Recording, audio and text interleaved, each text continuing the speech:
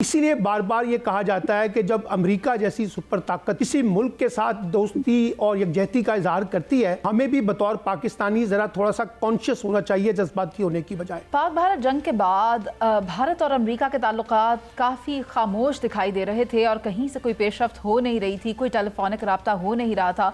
यहाँ तक कि नरेंद्र मोदी जब चीन गए तो उस वक्त अमरीकी सदर ने अपना दौरा भारत भी मुलतवी किया और उसके बाद अब जो ताज़ा ट्वीट अमरीकी सदर की जानिब से सामने आया है उससे कई सवालात जन्म ले रहे हैं। मैं चाहती हूँ कि सलमान आबिद साहब आप ज़रा ये बताएं कि क्या वाकई एक बार फिर से अमरीका और भारत के दरमियान दोस्ती हो सकती है?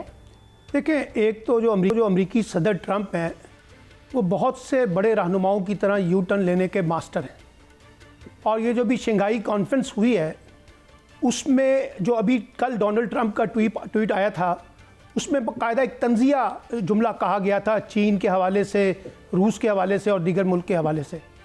और आज जिस तरह से बाकायदा ट्रंप ने भारत के साथ और नरेंद्र मोदी के साथ इज़हार यकजहती किया है, उसे अपना दोस्त कहा है और कहा है कि फ़िक्र ना करें, हम और आप इकट्ठे मिलकर रहेंगे और एक दूसरे के साथ मिलकर चलेंगे, तो ये यकीनी तौर पर एक बहुत बड़ी डेवलपमेंट है जो पिछले दिनों में हमें अमेरिका और भारत के दरमियान या नरेंद्र मोदी के दरमियान एक तलखी नज़र आ रही थी और ट्रंप के बयानात से भारत की सफारतकारी के तौर पर बहुत से सवालात उठ रहे थे आज। और इसीलिए नरेंद्र मोदी ने भी जवाबन जो है डोनाल्ड ट्रंप का शुक्रिया अदा किया और कहा है कि मैं आपके पैगाम की कदर करता हूँ और हम इंशाल्लाह मिलकर चलेंगे।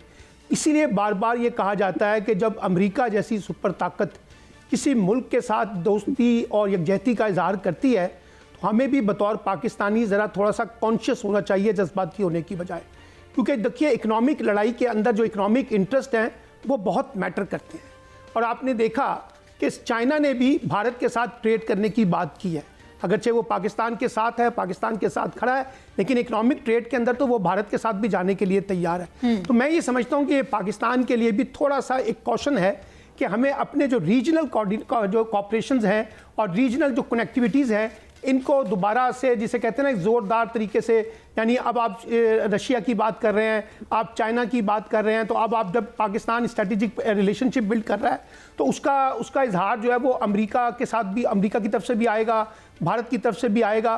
तो मैं ये समझता हूँ कि देखना सिर्फ ये होगा कि अगले 2 से 3 माह के अंदर ये जो अमेरिका और भारत का जो सियासी रोमांस जो पहले थोड़ा सा जिसे कहते हैं कि डेडलॉक का शिकार हो गया था, लेकिन आज की बयानबाजी के बाद लगता है कि जैसे कुछ ताल्लुकात की बहाली की तरफ गए। और मैंने इसी प्रोग्राम में परसों कहा था कि कुछ सफारतकार हिंदुस्तान से और अमेरिका से ताल्लुकात की बेहतरी के लिए काम कर रहे हैं। तो अगर ये आगे बढ़ते हैं तो फिर देखना होगा कि इसकी शक्ल क्या होती है और कितनी गर्मजोशी जो है वो नरेंद्र मोदी और कितनी गर्मजोशी जो है अमेरिका दिखाता है। और जो सबसे इंपॉर्टेंट पॉइंट है जिसमें भारत का कंसर्न है वो जो 51% टैरिफ है, अगर वो 14-15% के ऊपर टैरिफ आ जाता है तो ये मैं समझता हूँ कि भारत की एक बड़ी कामयाबी होगी। अच्छा, जिस तरह के आपने बताया ना कि आने वाले वक्तों में मजीद क्लैरिफाई होता है, इसार राना साहब आप मुझे ये बताएं कि सुबह को आप देखते हैं कि अमरीकी सदर का एक बयान आता है कि हमने इंडिया को चीन के हाथों खो दिया और फिर कुछ घंटों के बाद बयान आता है कि नहीं, ताल्लुकात तो बेहतर हैं, इस किस्म की कोई बात ही नहीं है। तो भारत के अपने ही अंदर से अवाम ये कह रहे हैं कि जो अमरीकी सदर हैं वो मोदी का ही एक और किस्म का वर्जन है। तो आप ये बदलते हुए स्टेटमेंट से क्या अखज़ कर सकते हैं? मैं तो सबसे पहले मेरी ख्वाहिश है कि वो जो हमने ट्रंप के लिए कहा था ना अमन अवार्ड का, वो फ़ौरन हमें अपनी सिफारिश वापस ले लेनी चाहिए। इससे पहले कि देर हो जाए और हाथ से निकल जाए बात, तो ले लेनी चाहिए क्योंकि ट्रंप का मोदी की तरफ मुड़ना खतरे की घंटी है और भाई महफूज लफ्जों में मैं इतना ही कह सकता हूँ। दूसरी बात यह है कि ट्रंप पे तो मुझे तो कभी भी एतबार नहीं था, और ट्रंप हो या कोई भी दुनिया का सरबराह, वो अपने मुल्क के मुफादात को देखता है। ये तो हम बदकिस्मत लोग हैं कि जो हम हुकूमत में बैठ के अपने बच्चों के मुफादात को देखते हैं, वरना दुनिया के अंदर हर मुल्क जो है वो सिर्फ अपने मुफादात की निगरानी कर रहा होता है। ये वाहिद मुल्क है जिसके हुक्मरान जब जाते हैं किसी दौरे पे तो अपने बच्चों को बिठा के ले जाते हैं जहाज में। सो ट्रंप जो कर रहा है वो उसकी अपनी पॉलिसी जाहिर है। जब इतना बड़ा आप एक वो बनाने जाएंगे मुहाज, जिसमें रूस होगा, चीन होगा, तुर्किया होगा, ईरान होगा, पाकिस्तान होगा, तो वो इस खित्ते के अंदर निचला तो नहीं बैठेगा। और वो डेफिनेटली फिर, क्योंकि जिस तरह मोदी ने इस शंघाई कॉन्फ्रेंस में किया कि मेन तस्वीर में नहीं गया, फिर कुछ और नहीं गया, तो वो डेफिनेटली उसे भी पता था कि जब इतना बड़ा हवा खड़ा होगा तो ट्रंप जो है उसकी तो नींद उड़ जाएगी और उसे मेरी जरूरत पड़ेगी।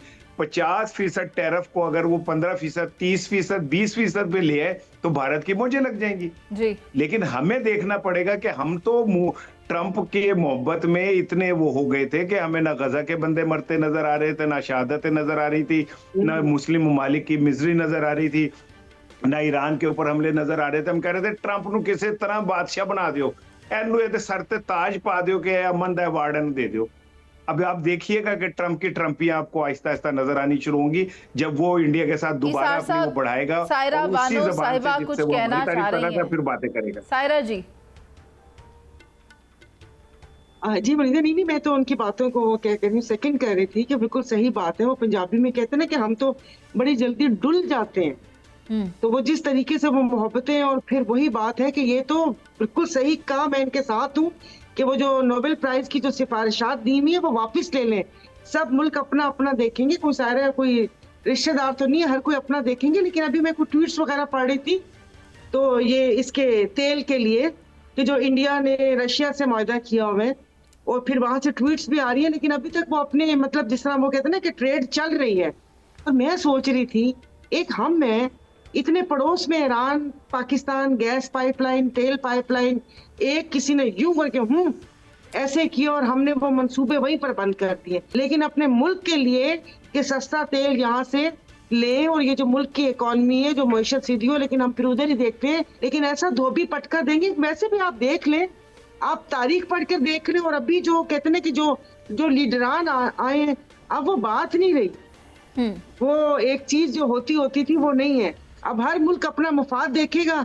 यही चीज हमारे हुक्मरानों को भी खुदा करे समझ आ जाए कि अपने बच्चों को नहीं, अपने मुल्क का मुफाद, और किसी भी मुल्क के पीछे नहीं लगना कि आप कहेंगे हाँ ये बरादर मुल्क और वो बरादर मुल्क।